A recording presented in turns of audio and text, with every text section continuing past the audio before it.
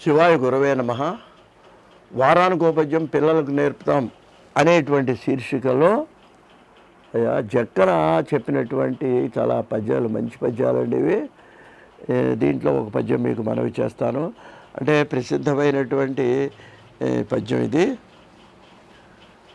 గారెలు లేని విందు, సహకారము లేని వనంబు, తొల్త ఓంకారము లేని మంత్రము, అధికారము లేని ప్రతిజ్ఞ, వాక్ చమత్కారము లేని తెలివి, గుణకారము లేనటువంటి లెక్క, సాకారము గాని పూజ, కొరగానివి పెమ్మయ్య సింగధీమణి. ఈ పద్యంలోనండి కొన్ని అది లేకపోతే ఆ వస్తువు వేస్ట్ అని చెప్పి చెబుతున్నాడండి. ఏమిటంటే మనం ఎవరినో విందు చేశారనుకోండి, దాంట్లో అండి వడలు గారెలు ఉండాలటండి. గారెలు ఉంటేనే ఆ విందు అందంగా ఉంటుందండి తినేవాళ్ళకి. ఎందుకంటే అదే మనకు సామెత కూడా ఉందండి, వింటే భారతం వినాలి, తింటే గారెలు తినాలి అని. అంటే అంత ఎప్పుడూ పూర్వకాలం నుంచి కూడా ఈ గారెలకి వడలకి అంత పేరు. ఒక అల్లం పచ్చడో ఇంకో కొబ్బరి పచ్చడో వేసుకొని తింటే ఆ గారెలు అది రుచి వేరుగా ఉంటుందని చెప్తారు. అందుకని ఏం చెబుతున్నాడు, గారెలు లేని విందు, విందులో గారెలు తప్పకుండా ఉండాలటండి. సహకారము లేని వనము, అడవి పెంచాడు. మధ్య మధ్య కొన్ని మామిడి మొక్కలు కూడా పెంచాలటండి. సహకారం అంటే మామిడి చెట్టు లేని తోట కూడా అంత అందంగా ఉండదుటండి. ఎందుకని ఎడల్పుగా ఉంటుంది, కింద కూర్చున్నా కూడా కొంచెం నీడనిస్తుంది ఆ మామిడి చెట్టు. తోల్త ఓంకారము లేని మంత్రము, మంత్రం మనం జపిస్తున్నాం, ఓంతో జపించాలండి. నమశివాయ అనేదానికంటే ఓం నమశివాయ అంటే దానికి విలువ ఎక్కువ. ఓంకారము లేకుండా మంత్రం అది పట్టివ్వదు మనకి.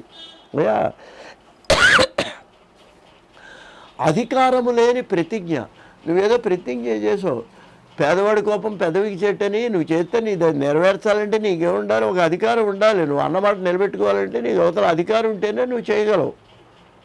అందువలన అధికారం లేకుండా ప్రగల్భాలకు పలుకుతే అది వ్యర్థము అని కవి మనకి చెప్తున్నాడు. చమత్కారము లేని తెలివి, మధ్య మధ్య ఉపన్యాసం చెప్పినా ఏది చెప్పినా కొంచెం చమత్కారంగా హాస్యం ఉండాలండి. హాస్యం ఉంటేనే అది చమత్కారంగా మాట్లాడితేనే జనరంజకంగా ఉంటుంది, ప్రజలు దాన్ని ప్రశంసిస్తారు అనేటువంటి విషయాన్ని ఇక్కడ మనకు తెలియచేస్తున్నాడు.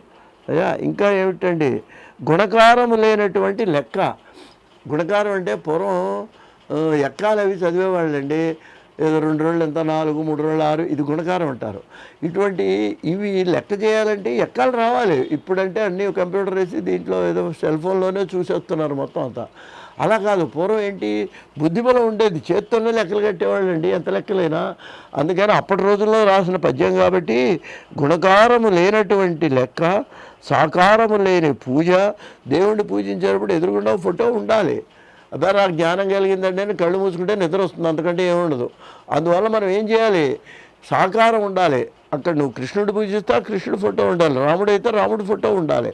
అలా ఆకారం లేకుండా నువ్వు పూజ చేస్తే కొరగానివి, పనికిరానివి అని చెప్పి ఈ పద్యంలో చెప్పడం జరిగింది.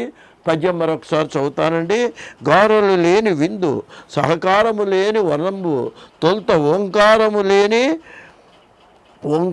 లేని మంత్రము, అధికారము లేని ప్రతిజ్ఞ, వాక్ చమత్కారము